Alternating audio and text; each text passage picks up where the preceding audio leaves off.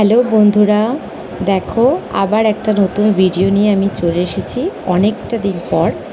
তো এটা হচ্ছে রবিবারের দুপুর, যেখানে আমি খাচ্ছি গরম গরম ভাত আর কষা মাংস। ঠিক আছে, তো যাই হোক, অনেক দিন বাদেই ভিডিওটা দেওয়া, মানে ভিডিওটা তো অনেক আগে থেকে শ্যুট করা ছিল, কিন্তু কি ভিডিও দেবো কি দেবো, তাই জন্য এই ভিডিওটা দেখলাম, গ্যালারিতে সেভ ছিল, তো এটাতেই আর কি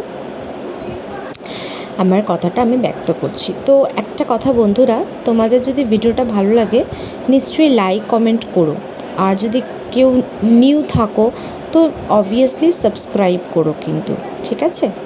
তোমরা কমেন্ট করলে আমি জানতে পারবো যে তোমরা কীরকম টাইপের ভিডিও দেখতে পছন্দ করছো। আমার কিন্তু আমি যে ছোটো ছোটো শর্টসগুলো বানাই সেগুলোতে আমি খুবই বেসিক একটা ক্যাজুয়াল ডেলি লাইফে যেরকম একটা হোক আমি বানিয়ে দিই।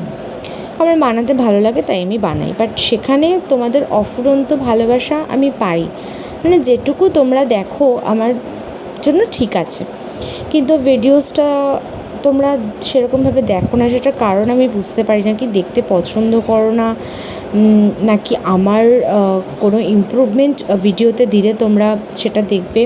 তো সেই জন্যই আমি বারবার বলি যে ভিডিওতে তোমরা কমেন্ট করে আমাকে জানাও যে কীরকম ভিডিও দেখতে তোমরা পছন্দ করো, তাহলে আমি সেরকমভাবে ভিডিও রিপ্রেজেন্ট করে আমি দেবো এখানে। যাই হোক, এটা ছিল রবিবারের দুপুর, যেখানে আমি খাচ্ছি মাংস ভাত।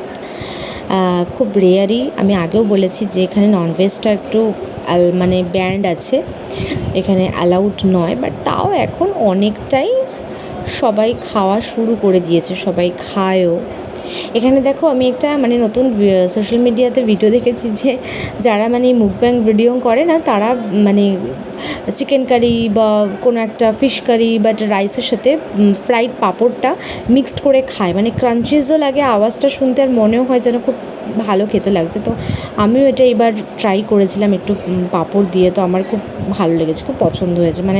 আমার মনে হয়েছে নেক্সট টাইম থেকে আমি যখনই কোনো কিছু খাবো, ডাল হোক, মাছের ঝোল হোক, মাছের ঝোল না মাংসের ঝোল হোক, আমি তাতে ফ্রাইড পাঁপড়টা নিশ্চয়ই খাবো। তো দেখো আমি আবার একটু ভাত আর একটু মাংস নিলাম, আমার খেতে খুব ভালো লাগছিলো আর খুব খিদেও পেয়েছিলো, তাই জন্য আর কি।